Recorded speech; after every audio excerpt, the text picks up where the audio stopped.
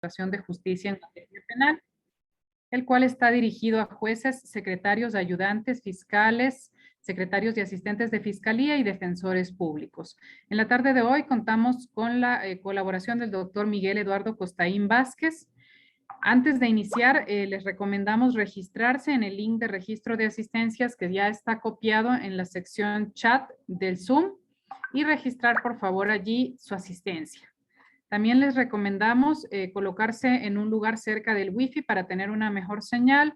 Por favor, si desean plantear preguntas, lo pueden realizar por escrito en la sección del chat y al finalizar las preguntas serán respondidas. A continuación, damos la palabra al doctor Miguel Eduardo Costaín Vázquez, quien es abogado de los Tribunales del Ecuador por la Universidad de Especialidades de Espíritu Santo, diplomado superior en Derecho Constitucional y Derechos Fundamentales por la Universidad de Guayaquil, diplomado superior en Derecho Penal Económico y de la Empresa, especialista de Procedimientos Constitucionales por la Universidad de Guayaquil, magíster en Derechos Fundamentales y Justicia Constitucional por la Universidad de Guayaquil y candidato a doctor PhD por la Universidad Pontificia Católica de Perú. También es profesor de posgrado en la maestría de Derecho Penal en la Universidad de Especialidades de Espíritu Santo, profesor de posgrado en la maestría de Derecho Procesal, Derecho Constitucional y Penal en la Universidad de Cotec y profesor titular de la Facultad de Derecho de la Universidad de Guayaquil. Ha sido formador de la Escuela de la Función Judicial y autor de varias obras y publicaciones en materia penal y constitucional. Actualmente es juez de la Sala Especializada de lo Penal de la Corte Provincial de Justicia del Guayas. El doctor en el día de hoy desarrollará el tema etapa de juicio, alegatos iniciales, evacuación de la prueba, alegatos finales y resolución. Usted me dice, doctor Costaín, si desea, puedo dar lectura a las preguntas que quedaron pendientes el 2 de junio, que se nos agotó el tiempo. En esta primera parte, y resueltas las preguntas, usted iniciaría la conferencia del día de hoy. ¿Le parece bien? No hay problema, veamos qué quedó pendiente. Ya, chévere. Las preguntas planteadas fueron, ¿los sujetos procesales víctimas pueden interponer recurso de apelación sin que hayan formulado acusación particular? Sí, no hay ninguna prohibición al respecto.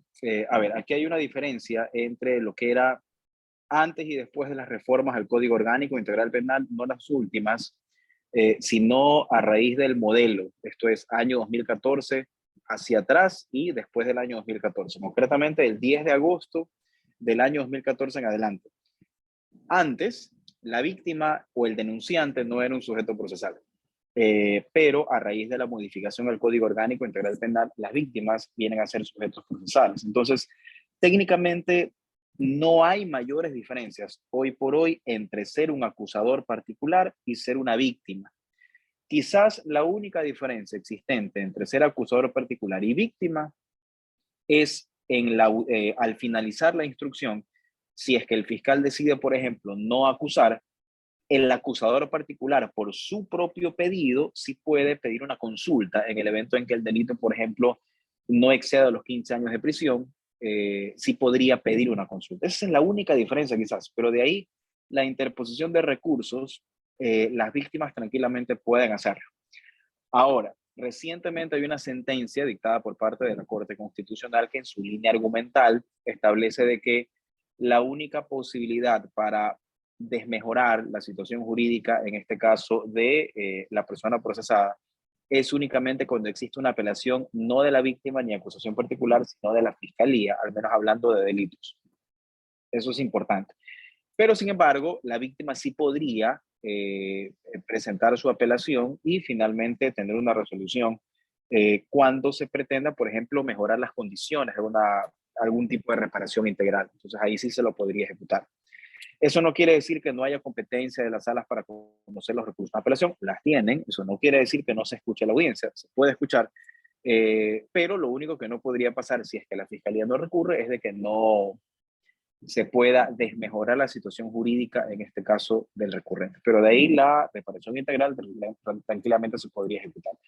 Todo ello sin perjuicio de que si los jueces observan algún tipo de nulidad de fondo, pues entonces bien podría declararse esta situación. Pero en términos sencillos, sí, tranquilamente se podría presentar cualquier tipo de recurso, siempre y cuando este sea admitido conforme establece el artículo 653 y 654 del Código.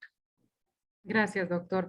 Continuamos con, como había dicho, con las preguntas que quedaron pendientes del 2 de junio. La siguiente es, ¿el plazo de instrucción fiscal de cuánto tiempo sería si es que se revoca el acuerdo conciliatorio aprobado en juicio directo, teniendo en cuenta que entonces se debe continuar por procedimiento ordinario la causa?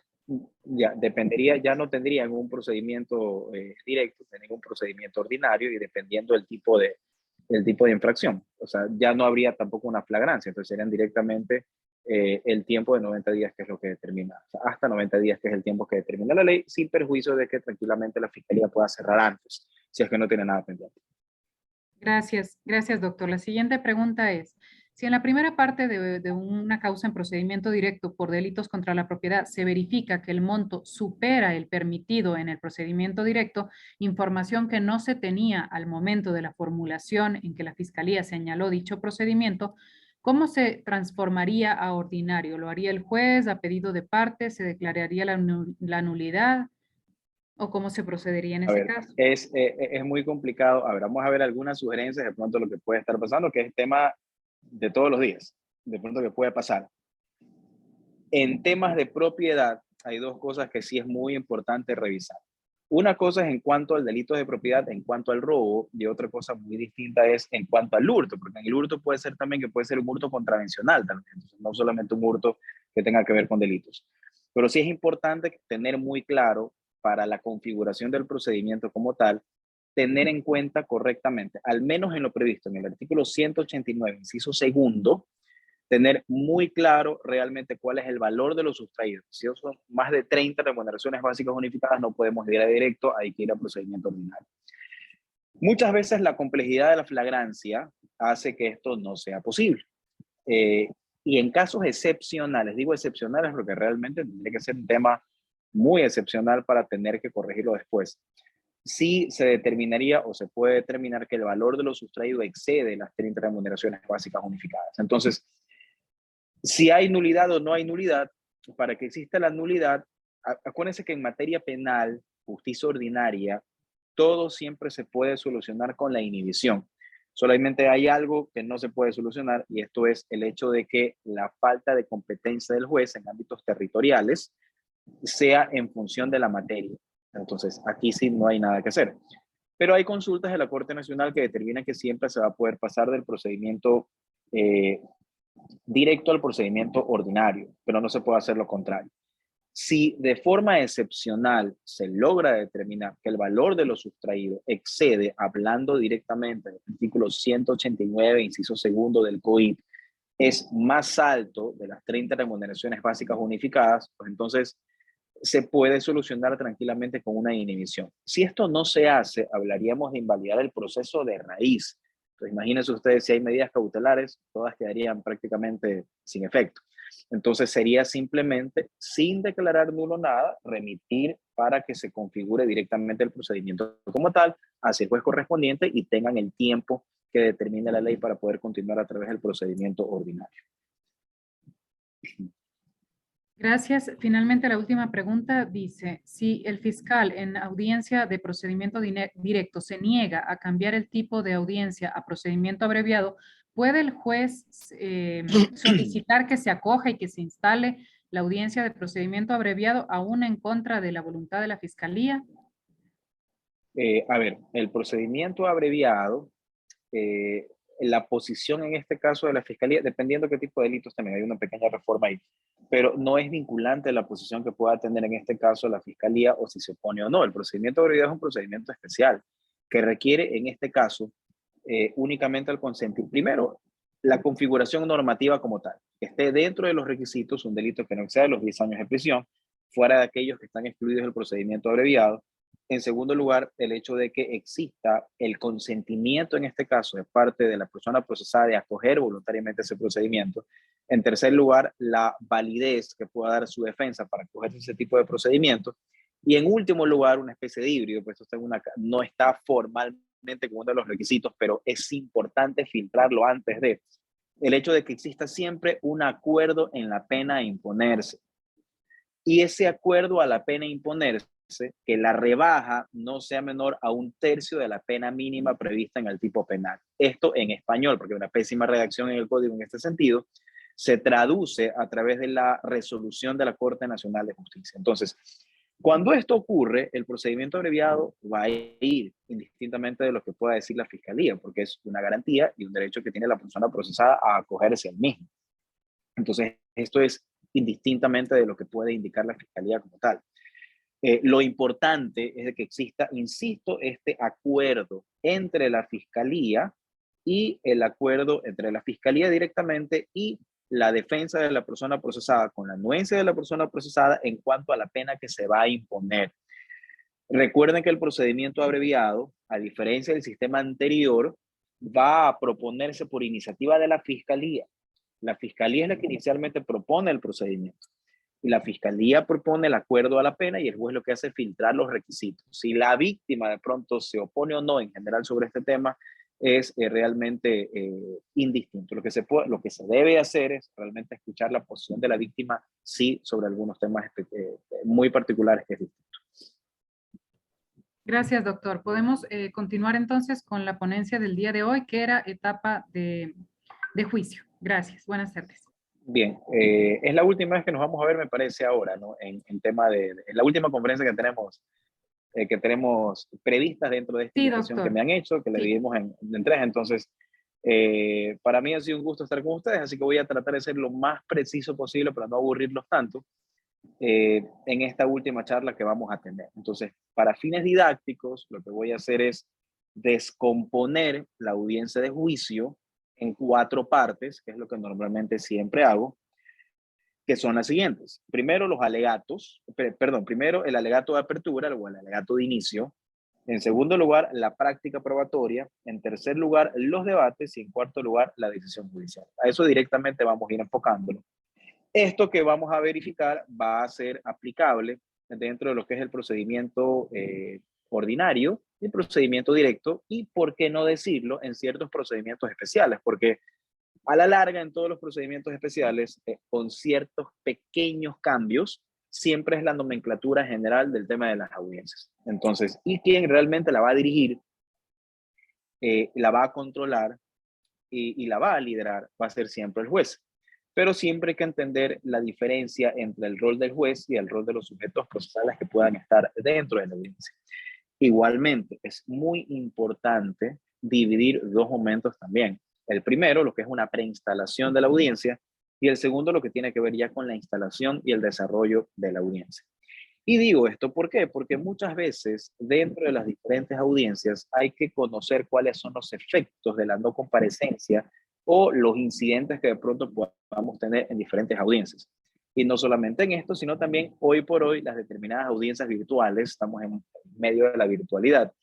Y contrario a lo que de pronto muchos a veces piensan, para mí es sumamente funcionales y bastante claros el hecho de que puedan existir este tipo de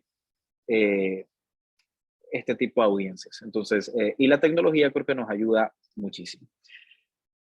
¿Por qué hablo de la preinstalación de la audiencia? Porque hay ciertas normas muy claras que hay que tener en cuenta. Esto es cuando se puede instalar una audiencia o no. Si hablamos de una audiencia de juicio, no podemos instalar una audiencia si no tenemos la presencia de la persona procesada. Si la presencia de la persona procesada no vamos a poder instalar esta audiencia, la audiencia va a ser fallida. Ahora bien, si es que se logra a la larga instalar esta audiencia es porque tenemos la presencia de los sujetos procesales indispensables para llevar a cabo la audiencia. En este caso son 4. La fiscalía, la defensa, la persona procesada, que vienen a ser los únicos realmente que yo necesito tener en ese momento para poder llevar a cabo la audiencia. ¿Qué pasa cuando no tengo testigos? Porque a veces en la audiencia, recuerden ustedes que los testigos tienen que estar a la larga presentes. La ley no establece que yo deba de tener una audiencia fallida por falta de testigos. Pero la Corte Nacional de Justicia ya se ha pronunciado en que es factible que los sujetos procesales de forma motivada puedan indicarle, en este caso al tribunal o al juez, que desean hacer un diferimiento de la audiencia, por cuanto no se quieren arriesgar o exponer a que la audiencia, en solamente una reinstalación, se tenga que llevar a cabo. Aquí hay muchas cosas que ver. Primero lo que dice la norma y luego lo que lastimosamente sucede por situaciones ajenas realmente a la voluntad tanto de jueces, fiscales en general, sino realmente un problema estructural. En primer lugar, solamente se puede suspender una audiencia por una sola vez, es cuando yo pretendo hacer una suspensión. Hay audiencias que son realizadas, audiencias que son diferidas y audiencias que son fallidas, no hay más. Y una audiencia suspendida es cuando a mí me faltan testigos, si es que yo soy la fiscalía, y resulta que o soy la defensa y me faltan testigos, y yo pido en un momento de la audiencia, vean señores del tribunal o vean señor juez, un procedimiento directo, yo quisiera suspender la audiencia y retomarla días posteriores. Y solamente una vez se puede hacer eso. Otra cosa es que yo esté en la audiencia de 8 a 5 de la tarde, 5 de la tarde termina el horario, hay que continuar el día siguiente, entonces es una audiencia continuada, es distinto. La norma no prevé que se pueda suspender varias veces una audiencia. Esto realmente a veces es lo que sí sucede. Si es una causa de nulidad o no, no es una causa de nulidad, porque no altera el derecho a la defensa como tal. Pero sin embargo, en todo el país creo que a veces ocurre esto, por cuanto hay muchas audiencias que pueden ser de pronto una u otra prioritaria, se caduca una prisión preventiva, entonces hay que suspender una para poder instalar a la otra, pero es un problema de una realidad local. Pero la norma establece que se debería, hablo en el deber ser, suspender la audiencia solamente una vez. Así fue diseñado el sistema, porque solamente una vez se suspenda, no perder el hilo conductor de la audiencia y no afectar el principio de inmediación. Pero muchas veces situaciones excepcionales ocurren dependiendo a nivel nacional, en el cantón donde podamos estar, en la provincia donde puedan estar, y muchas veces las realidades locales hacen que por falta de personal o por los problemas logísticos de espacio o de agenda, a veces sucedan estas situaciones. En todo caso, si no tenemos la presencia de un sujeto procesal indispensable, la audiencia va a ser fallida. En caso contrario, la audiencia se instalará. Y si no tengo a los testigos del caso, se puede diferir la audiencia, siempre y cuando se midan correctamente los tiempos y mucha atención con la caducidad. Ahora, antes de la audiencia y al momento de la preinstalación también, siempre es correcto que haya un correcto saneamiento de la audiencia, que se sepa a la larga que todo esté correcto, que se haga una correcta revisión de todos los testigos que están presentes o han acudido, que se tenga ya filtrada la información con las cédulas respectivas para poder proceder con las respectivas instalaciones. Una vez que se ha hecho esta preinstalación de audiencia y a la larga se ha solventado los incidentes que se pueden presentar. Si hablamos de una audiencia telemática, por ejemplo, algunos incidentes pueden presentarse. Una audiencia pública, dependiendo del sistema que utilicemos, hay provincias, nosotros utilizamos el Zoom, por ejemplo, estamos en Guayas, pero hay provincias que utilizan Polycom, que es otro sistema, o hay provincias que utilizan Google Meets. Todos estos sistemas permitan a la larga filtrar una sala de espera y saber que si hay público presente, no deberían de estar con la cámara apagada, todos siempre con su cámara encendida, porque a la larga, incluso por un aspecto de seguridad, siempre es correcto que todas las personas se puedan identificar. Si hay audiencias que son, la mayoría son públicas, en una audiencia telemática igual pueden estar todos. Pero sin embargo, también en las audiencias telemáticas, así como las audiencias presenciales, hay audiencias que pueden ser reservadas. Entonces, ¿cuáles son estas audiencias reservadas? Ustedes lo conocen muy bien. Aquellas que tengan que ver con delitos tengan que ver con violencia contra la mujer o miembros del núcleo familiar, aquellas que tengan que ver con delitos contra la libertad sexual o integridad sexual o reproductiva, y finalmente delitos contra la estructura del Estado constitucional. Son 3 segmentos de audiencias que vienen a ser audiencias reservadas. Entonces, ya sea la audiencia física o reservada, no se puede admitir audiencia física o telemática, perdón, no se podría aquí aceptar a público presente. Únicamente van a estar los sujetos procesales y nadie más. Cuando ya tengo todo esto claro, pues entonces podríamos decir que estamos listos para poder instalar esta audiencia. Y al momento de la instalación de la audiencia, creo que la primera parte, como yo lo decía, dividir estructuralmente todo este tema, viene a ser los alegatos de apertura o los alegatos de inicio. Hay una diferencia muy grande, y esto quiero ser bastante claro, quizás no tanto con los jueces, sino si hay, por ejemplo, acá Defensoría Pública o Fiscalía, hay una diferencia muy importante entre lo que antes era la teoría del caso con lo que tiene que ver los alegatos de apertura o los alegatos de inicio. La lectura del parte policial en una audiencia de juicio técnicamente ya no es apropiada. El alegato de apertura o el alegato de inicio básicamente está compuesto de 3 elementos importantes. Esto es 100% tema de litigación oral. Si nosotros vemos el Código Orgánico Integral Penal, tal vez no lo diga, pero en el sistema de litigación siempre se revisan estos 3 puntos. Esto es, el primero de ellos, lo que tiene que ver con la pretensión jurídica o el qué es, a qué yo voy a la audiencia. Si yo soy un fiscal, por ejemplo, yo me voy a parar al tribunal y cuando me den la palabra, aparte de saludar, lo que voy a decir es que yo vengo, por ejemplo, a probar la existencia de un delito de asesinato en base a ciertas condiciones objetivas del tipo. Esa es mi pretensión jurídica, a eso yo voy. Y eso es a la larga lo que yo ejecuto. Entonces, esta pretensión jurídica a la larga es el primer elemento importante de lo que es la alegato, de lo que tiene que ver con el alegato de apertura. En segundo lugar, voy a tener lo que es la práctica, la descripción del hecho fáctico, que es el segundo elemento. La descripción del hecho fáctico tiene que ver exclusivamente con las circunstancias en las cuales se produjo aparentemente esa infracción o los detalles concretos del proceso. Se entiende que el presupuesto fáctico va a estar estructurado por modos, por tiempos y por personas. Es decir, los detalles del proceso. X, mediante disparo de arma de fuego, impactó 2 proyectiles en el cuerpo de B. Como consecuencia de ello, se quitó la vida a B. Esto ocurrió en la ciudad de Guayaquil, calle tal, en fecha tal, a tal hora. El móvil del crimen fue un ajuste de cuentas. Entonces, el presupuesto fáctico. ¿Qué tiempo me voy a demorar yo en eso? 1 minuto, 2 minutos, no más de eso. Repito. Primero, la pretensión jurídica. Segundo, la descripción del hecho fáctico. Y ese hecho fáctico va a estar compuesto por modos, por personas, por tiempos, donde yo voy a hacer una estructura muy clara al respecto. Y lo último, y quizás yo creo que es lo más importante en este tema de litigación, dentro del alegato de apertura, es la oferta probatoria. ¿Por qué hablo de una oferta probatoria? Porque el alegato de inicio es una promesa. Esa es la diferencia con la teoría del caso. En el alegato de inicio se entiende que el proponente del alegato, a quien se le da el uso de la voz, le promete al juez o le promete al tribunal que va a aprobar lo que ha dicho en su pretensión jurídica y en el hecho fáctico. Y eso se lo va a comprobar con cualquiera de los medios de prueba existentes, testimoniales, periciales o documentales.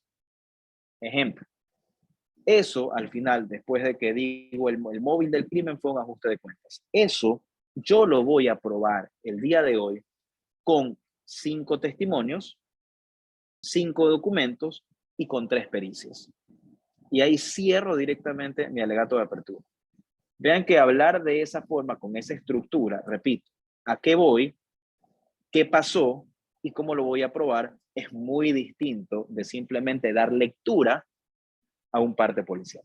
Entonces son 2 cosas totalmente diferentes. La diferencia técnicamente acá es que la teoría del caso, lo único que hacía era una descripción del hecho fáctico. Entonces acá yo sí podía coger y dar lectura al parte policial. Ya no funciona así.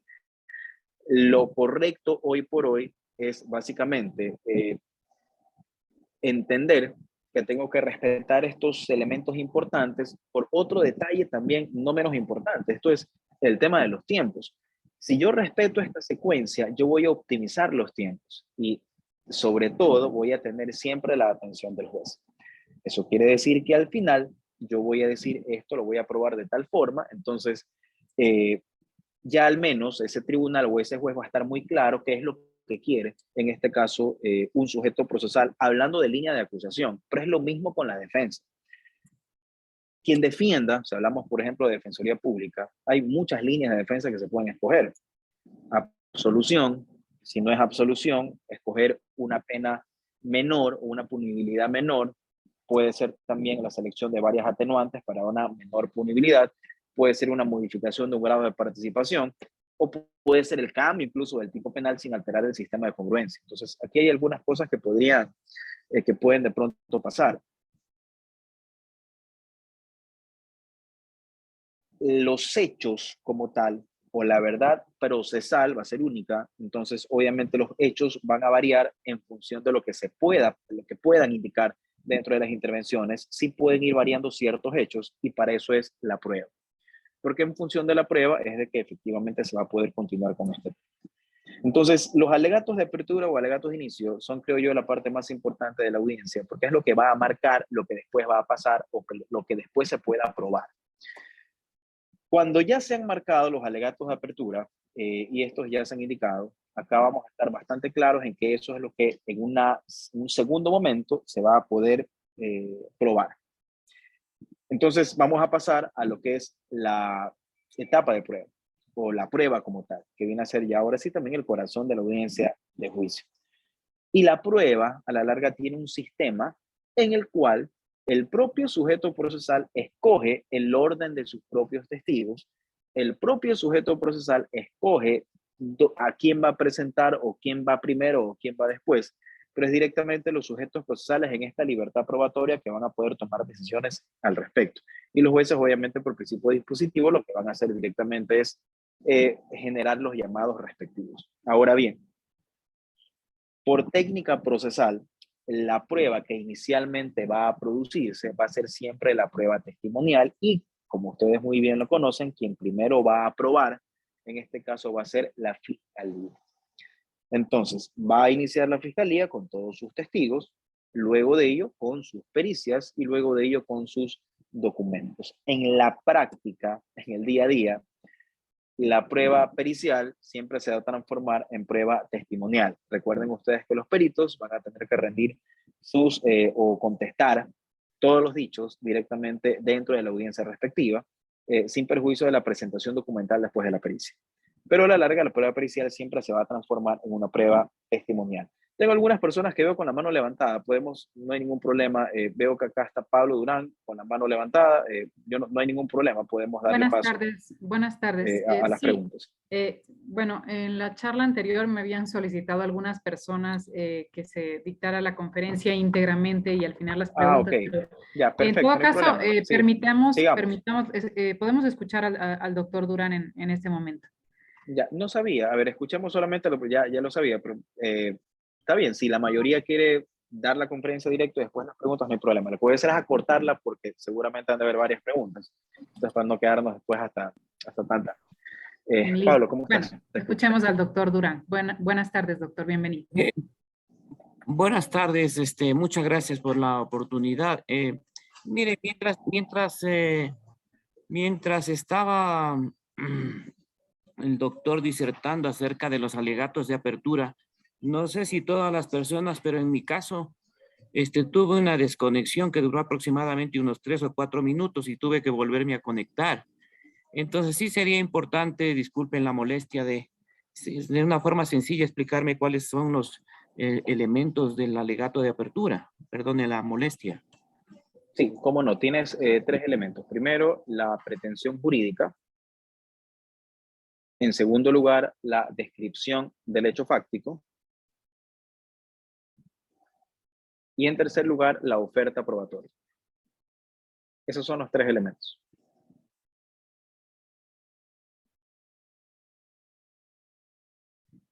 Bien, entonces, Angeli, ahora sí ya continuamos largo, ¿no? Y después ya vamos. Sí, Entonces, gracias, doctor. Bien, les decía que la fiscalía es la que primero va a presentar a cada uno de sus testigos, así que vamos a ir enfocando por un orden adecuado, primero lo que es la prueba testimonial, luego lo que es la prueba pericial y finalmente la prueba documental. Y yo les decía que la prueba pericial a la larga se transforma siempre en testimonial porque tienen que estar presentes los testigos. Todos los testigos, absolutamente todos, excepto la persona procesada en su testimonio, tienen que rendir juramento. Esto incluido la víctima si es que decide ir a rendir un testimonio. Todos rinden un juramento. Hoy por hoy ya debemos de recordar que el Estado constitucional de derechos y justicia es 100% laico y como tal, la forma correcta de receptar el juramento no es ni por Dios ni por su honor, cuestiones que estaban en el antiguo Código de Procedimiento Civil. Hoy simplemente se jura porque es una ficción que determina la solemnidad que requiere la audiencia y los efectos de que en el evento de mentir sea procesado la persona que lo está ejecutando. Entonces, el juramento simplemente es decir eso, si la persona jura, decir la verdad de todo lo que conoce o sobre lo cual puede haber sido preguntado. Entonces, básicamente ese es el juramento. Es importante, en este caso, rol del juez, indicarle al testigo las normas básicas siempre de su testimonio. Primero, que ha sido llamado a rendir un testimonio por parte de quién, de la fiscalía, de la defensa, quién lo ha llamado a rendir el testimonio. En segundo lugar, esa persona que lo ha llamado a rendir el testimonio va a hacerle algunas preguntas. Todas sus respuestas deberán ser viendo, en este caso el juez o el tribunal, y luego de ello, sí, y luego de ello, que esas preguntas han sido dirigidas hacia el juez o el tribunal, pueda revisarse, en este caso, si hay algún tipo de contraexamen que se puede ejecutar. Entonces, si esto sucede por algún tipo de contraexamen, si sucede, por ejemplo, por algún tipo de pregunta, igualmente contestarla hacia el tribunal o hacia el juez. Pero sobre todo que el testigo esté muy atento si escucha la palabra objeción. Porque si hay la palabra objeción, entonces quiere decir que el juez o el tribunal tendrá que decidir si esto procede o si esto no procede, que es parte de las objeciones, lo que tiene que ver con una traba de litis en función del interrogatorio cruzado. Es básicamente algunos lineamientos que vamos a ver ahora. Entonces, los jueces deben de advertir en este caso al testigo en un lenguaje sencillo de lo que va a pasar. Y luego de esto, continuar o de permitir el desarrollo del interrogatorio. De aquí viene otro tema interesante. ¿Cómo se debe interrogar o realmente cómo se debe explorar en este caso al testigo? Así que nos vamos a adentrar un ratito nada más dentro del interrogatorio como tal. Los interrogatorios o el examen directo al testigo permite en este caso a quien ejecuta las preguntas a ejecutar lo que debería hacerse, que son preguntas directas y cerradas.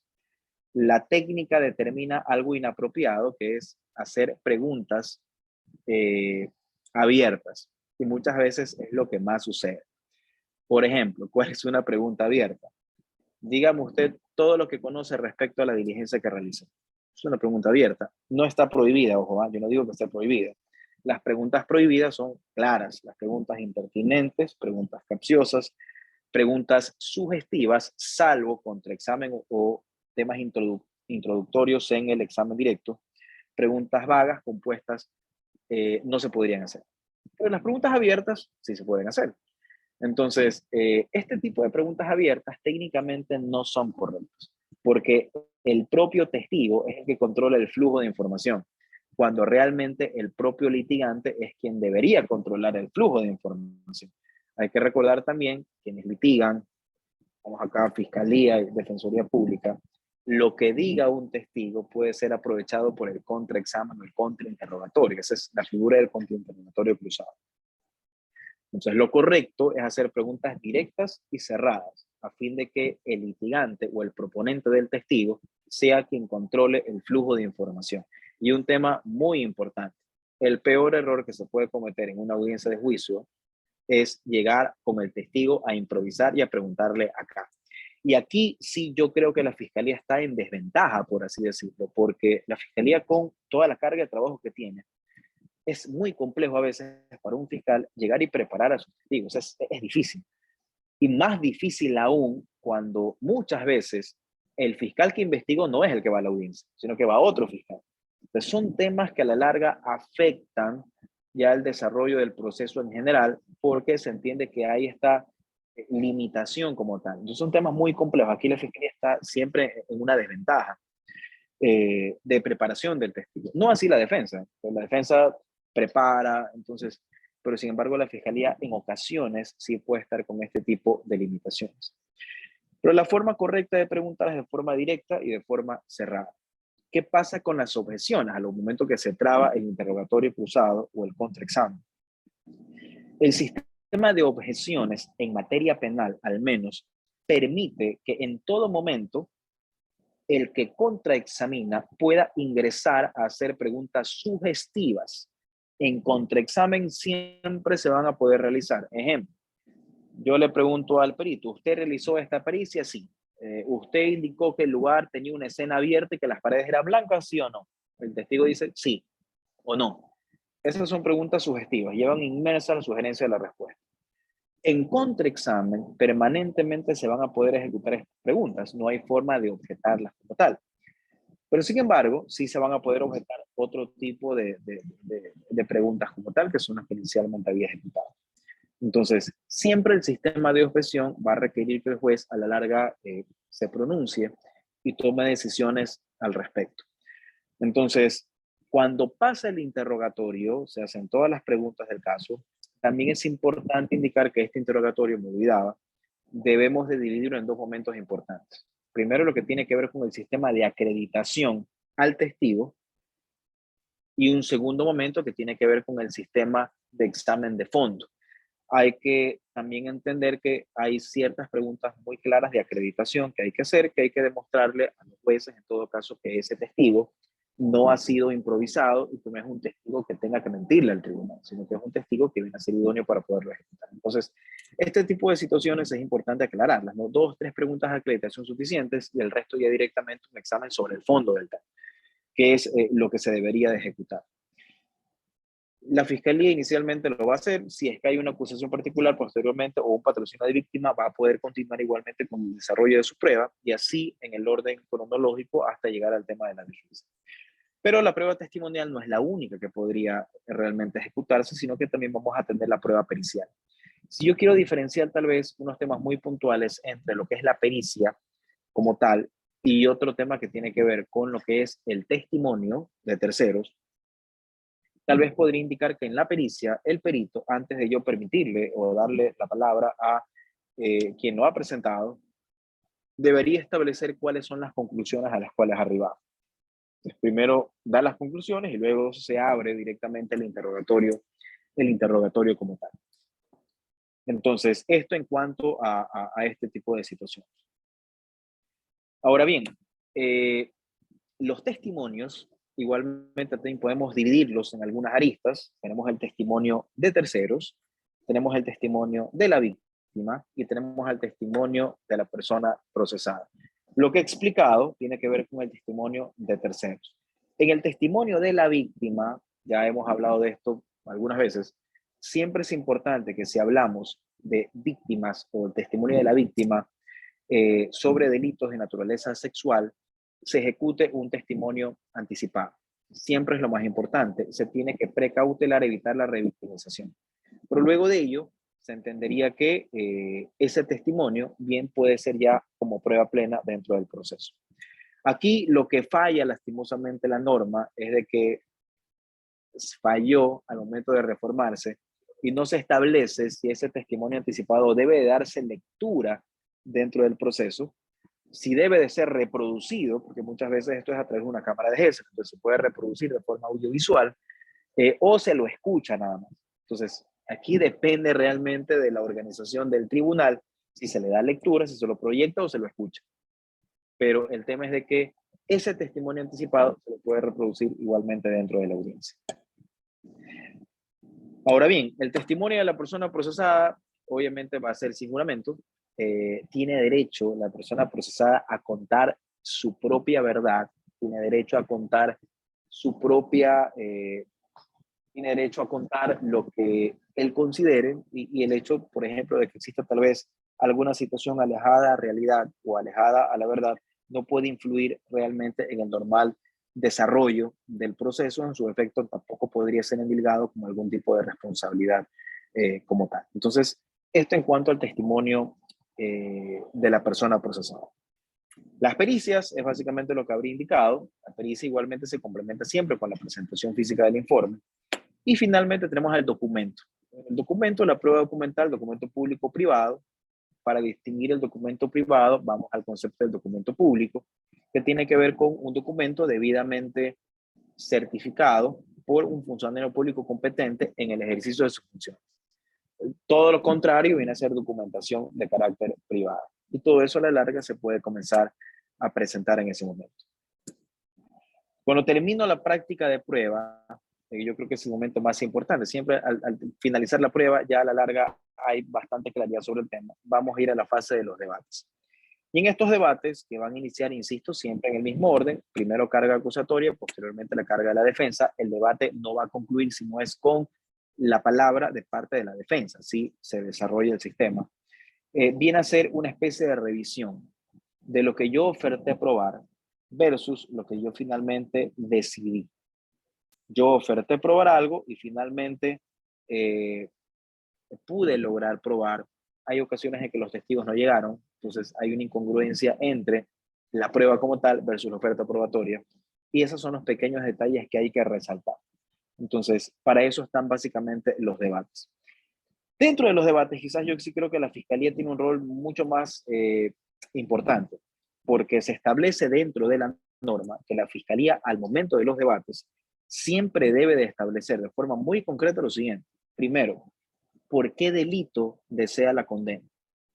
Segundo, ¿cuál es la pena que la fiscalía desea que se imponga? Tercero, ¿cuál es el grado de participación, perdón, que necesita la fiscalía que se imponga en ese momento? Cuarto, ¿cuál es la reparación integral que la fiscalía desea para la víctima? Y quinto, ¿cuál es la multa que se tiene que aplicar? Entonces, uno de punto puede decir, no, no es necesario que se diga todo eso, no, si es necesario, ponerse el principio dispositivo. Eso no quiere decir que el tribunal o el juez, acorde al principio de una novit curia y sin alterar el sistema de congruencia, pueda encasillar correctamente el grado de participación que pertenece y el delito que corresponda. Insisto, sin alterar la congruencia. Esto lo veíamos la semana pasada, me parece que alguien me preguntaba si era factible o no, y veíamos lo que diferencia entre lo que es el sistema de congruencia fáctico y el sistema de congruencia jurídico, o la congruencia genérica y específica. Entonces esto ya lo habíamos conversado. Pero sí es importante que en los debates la fiscalía indique realmente cuál es el delito por el cual decía que se dicte sentencia, grado de participación, la pena, la multa, la reparación integral. Y vean que la reparación integral, si bien es cierto, es requisito de sentencia, quien realmente debe justificarla, hablamos del deber ser, debería justificarlo, en este caso de la fiscalía, conjuntamente con el patrocinio de la víctima en caso de existir. Obviamente, si nunca se lo hace, eso no quiere decir que los jueces no deban de hacerlo, porque la reparación integral es un requisito, insisto, de sentencia. Entonces, esto a la larga se debería ejecutar. Y finalmente, el momento de la decisión judicial. Hablo de debería, darse siempre la decisión judicial en el momento. Tener un tiempo de liberación y reinstalar la audiencia para hacerlo. No se debería, por ejemplo, suspender la audiencia y volverla a convocar para otro día para solamente dar la decisión. El sistema no lo prevé de esa forma. Insisto, hay ocasiones en que a veces esto ocurre porque hay audiencias que se cruzan, entonces toca hacerlo de esa forma, pero no es lo correcto. Lo idóneo es de que se dicte la decisión en el momento, después de 1 hora, después de 2 horas, después de 3 horas, no lo sé, del tiempo que considere el tribunal que necesite deliberar para poder anunciar su decisión. Pero aquí básicamente vamos a ir concluyendo la audiencia. Luego, en la última parte de la explicación, lo que tiene que ver con la resolución. Para resolver las causas en los juicios, aquí vamos a tener en la etapa de juicio la diferencia importante entre lo que es una decisión oral y lo que tiene que ver con una sentencia. ¿Qué es en este caso una decisión oral?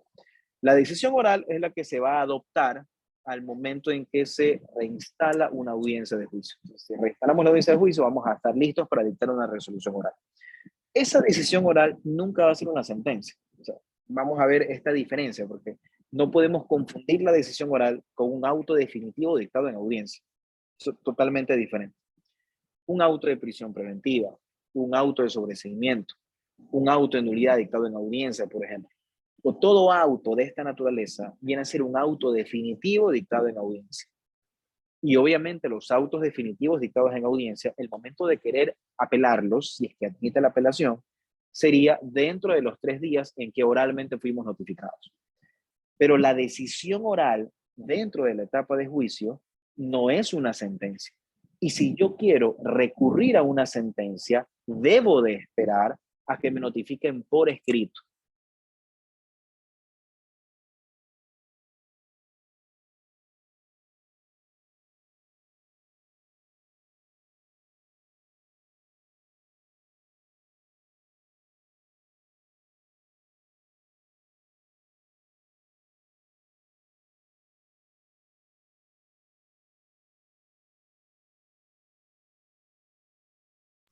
Doctor Costaín, le perdimos el audio un instante.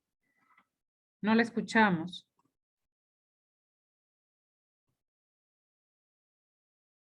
Perdón, voy a ver qué pasó, porque no le podemos escuchar al doctor. Permítame unos instantes.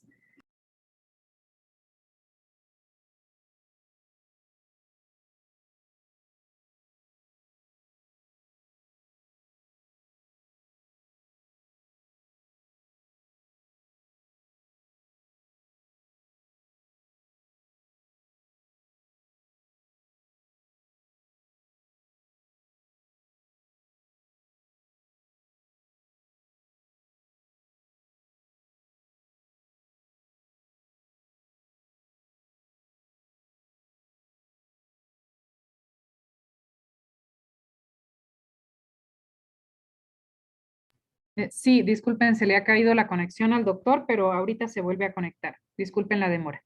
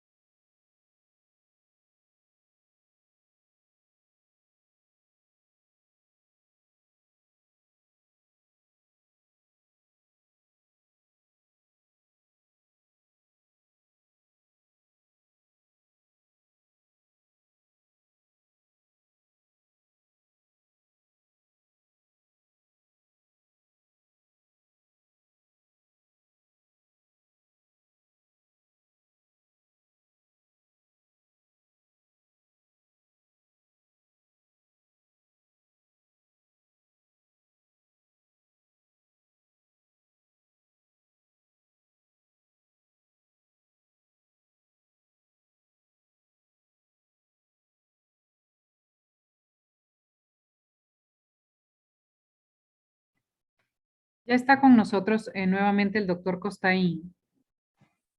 Ya, ok, mil disculpas, sí parece que Gracias. algo falló.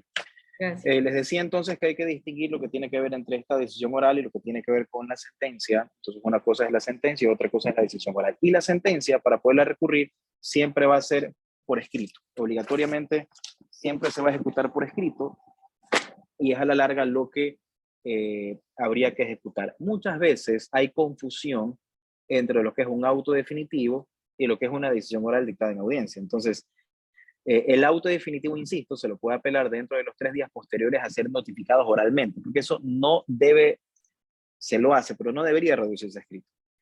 Sin embargo, la decisión oral en una etapa de juicio sí tiene que siempre reducirse a escrito y obviamente luego de eso se abren los tiempos para poder presentar tanto remedios procesales como la aclaración o la ampliación o en su defecto los recursos respectivamente sobre este tema. Y de aquí hay algunas consultas ya, resoluciones de la Corte Nacional de Justicia, de la Corte Constitucional, que determinan la forma en la cual se debería presentar los recursos de apelación sobre estos temas. Entonces, aquí no creo que haya ya mayores dudas al respecto.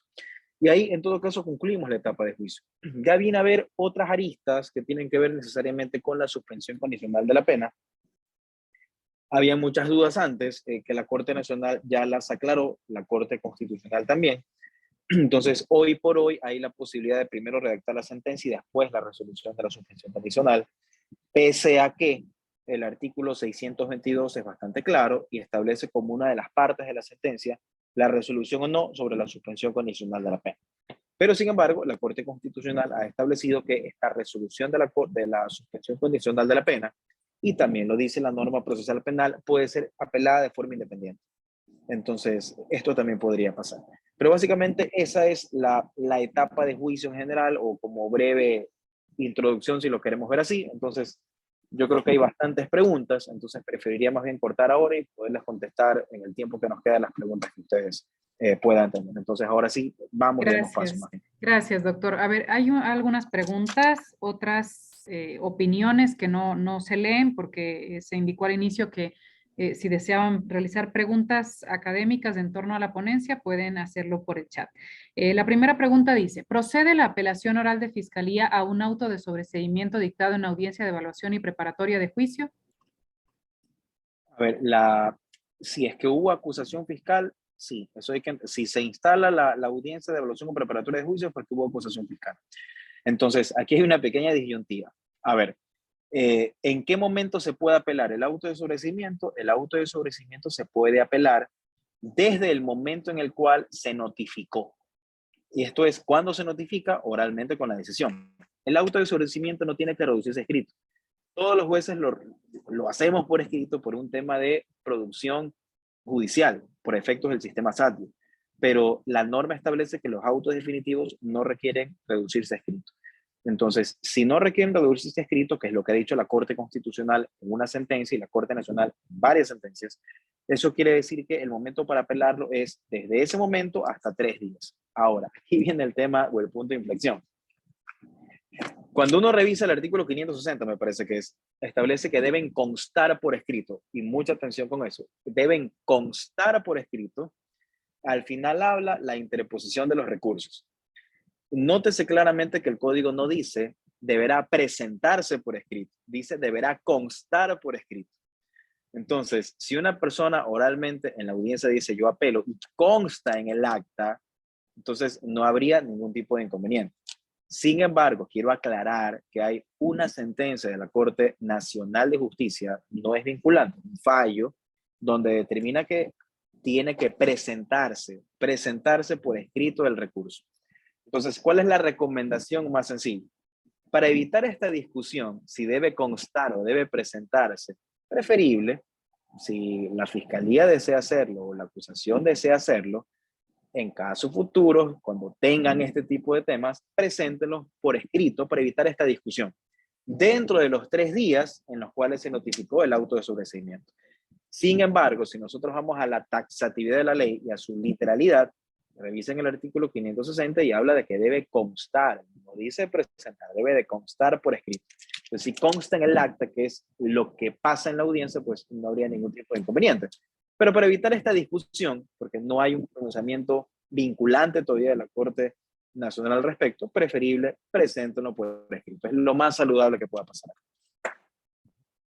Gracias. La siguiente pregunta dice, ¿es procedente la suspensión condicional de la pena en un procedimiento abreviado, considerando el principio de doble favorabilidad?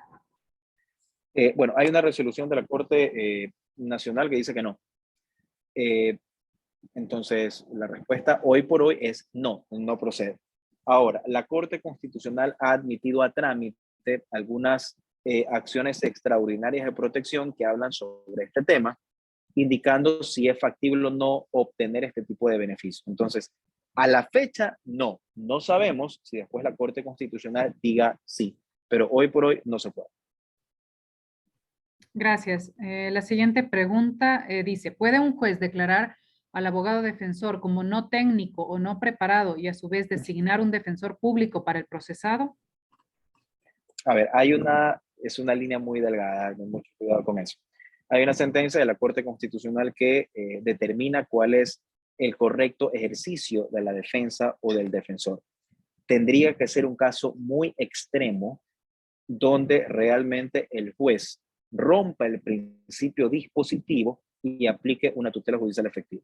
Un tema muy extremo que determine realmente cuándo el juez tenga que intervenir en ese momento. Pero normalmente la defensa siempre es la que toma las riendas y explica la técnica que realmente va a aplicar. Así que sí, se puede, no calificándolo de no técnico, sino que por acceso a la defensa, por debida diligencia, tal vez tomar alguna decisión al respecto. Pero insisto, debería ser un caso realmente muy extremo, porque es una línea muy delgada decir lo que para el juez le parezca y para el abogado de pronto no es. Entonces debería ser un tema muy extremo realmente para poder romper el principio dispositivo y poder hacerlo. Yo en lo personal no he visto nunca un caso de eso. Gracias. Doctor, otra pregunta dice, ¿es necesario realizar por escrito el auto de llamamiento a juicio, ya que para enviarlo al tribunal de acuerdo al COIP se indica que se enviará únicamente el acta resumen y el anuncio probatorio? Ya. El auto de llamamiento a juicio es un auto definitivo que le pone fin a una etapa del proceso. No es necesario, sin embargo, aquí voy a los peros. Sin embargo, recuerden que el auto de llamamiento a juicio lleva inmerso los anuncios probatorios. Entonces, si ustedes están seguros, quien está como jueces de primer nivel, que su secretario está ubicando dentro del acta todos los anuncios probatorios, no sería necesario, porque evidentemente es así. Ahora, hay un problema ya con la productividad. Entonces, porque si no se lo reduce a escrito, queda como una causa pendiente. Entonces, la idea es que realmente se lo pueda concluir para efectos de sistema, netamente. Entonces, como hay que hacerlo de esa forma, no porque lo diga la ley, sino por un tema netamente de sistema, pues entonces ahí es bueno incluir el tema de los anuncios probatorios. Pero tanto el auto de sobreseimiento como el auto de llamamiento a juicio son autos definitivos dictados en audiencia, no requieren reducirse a escrito. Entonces ya depende cómo cada provincia, cada funcionario judicial decida realmente organizar su despacho para poderlo ejecutar. Gracias. La siguiente pregunta dice, ¿se puede en etapa de juicio previo a la evacuación de prueba por iniciativa judicial preguntar a las partes si desean llegar a un acuerdo o ya ha precluido el momento para ello? ¿En qué momento? Depende. En una audiencia de juicio, ¿un acuerdo en qué sentido? Por ejemplo, si hablamos de una audiencia de juicio en un delito de ejercicio privado de la acción, un procedimiento especial, hay que primero pasar una conciliación. Entonces ahí sí obviamente hay que preguntar si hay un acuerdo o no hay un acuerdo. Pero en el resto realmente no. Eso no es necesario. Gracias. La siguiente pregunta dice 617 sobre prueba nueva, cuando la defensa del procesado dice que la defensa desconocía la existencia de la prueba, pero la misma sí era de conocimiento del procesado y no fue anunciada como elemento de prueba. Ya, pero que ya está la respuesta. El artículo 617 es clarísimo. Tiene dos requisitos que presentarse para la prueba nueva. Primero, el desconocimiento de la misma. Y eso es difícil de probar. Y lo segundo es la importancia de la misma. Lo segundo es fácil de acreditar en el proceso. Lo complejo es acreditar lo primero, el hecho de que no existía. Entonces, aquí puede pasar muchas veces que hay un cambio de defensa. Entonces, como hay un cambio de defensa, dicen, no, yo no conocía. No conocía como defensa actual, pero en el proceso sí se conocía el tema. Entonces, esto realmente es complejo determinarlo. Ahora, yo siempre he dicho que la mejor decisión judicial es la que se toma con información. Entonces, esto ya depende en cada proceso de cada juez directamente con el mayor discernimiento que puedan tener para ver si realmente ese elemento de prueba va a servir o no va a servir dentro del proceso. A la larga, para tratar de ser lo más justo posible. Gracias, doctor. La última pregunta dice, cuando dictan el sobreseimiento de forma oral, ¿se tiene que esperar hasta que se realice por escrito el auto para poder apelar o se apela en la misma audiencia? No, a ver, no esperen a que se reduzca por escrito porque se va a ejecutoriar. El auto de sobreseimiento es un auto definitivo dictado en audiencia. Los autos definitivos dictados en audiencia se notifican a los sujetos procesales con el solo pronunciamiento oral de la decisión. Y los recursos se pueden presentar dentro de los 3 días en que fue notificado el auto o sentencia. Entonces, la forma correcta de apelar un auto de sobreseimiento es que se lo presente por escrito dentro de los 3 días en que oralmente este fue notificado, no dentro de los 3 días en que se redujo escrito, porque no es necesario que se reduzca escrito. Solamente las sentencias son las que se apelan dentro de los 3 días en que se redujeron a escrito. El auto de sobreseimiento, no tengan mucho, hay que enfocar muy bien este tema en general, no para no presentar incorrectamente los recursos. Gracias, Bueno, doctor. si no hay más preguntas, entonces sí, creo que... efectivamente, hemos llegado al tiempo límite del evento. En ese sentido, desde la Escuela Judicial agradecemos nuevamente al doctor Miguel Costaín por esta conferencia. La próxima será el día viernes 17 de junio desde las 4 de la tarde sobre el tema procedimiento directo y procedimiento expedito y procedimiento abreviado a cargo del doctor Freddy Artemio Barzola Miranda. Se les enviará por correo la convocatoria con los datos de conexión. Muchísimas gracias, doctor Costaín, y por favor, si tienen preguntas o inquietudes en torno a los procesos que se realizan, pueden escribir al correo escuela.judicial@funcionjudicial.gov.es. Damos por concluido el evento del día de hoy y nos vemos el próximo viernes para Bien, muchas continuar con este gracias. curso. Hasta luego. Pasen bien, hasta Gracias. luego.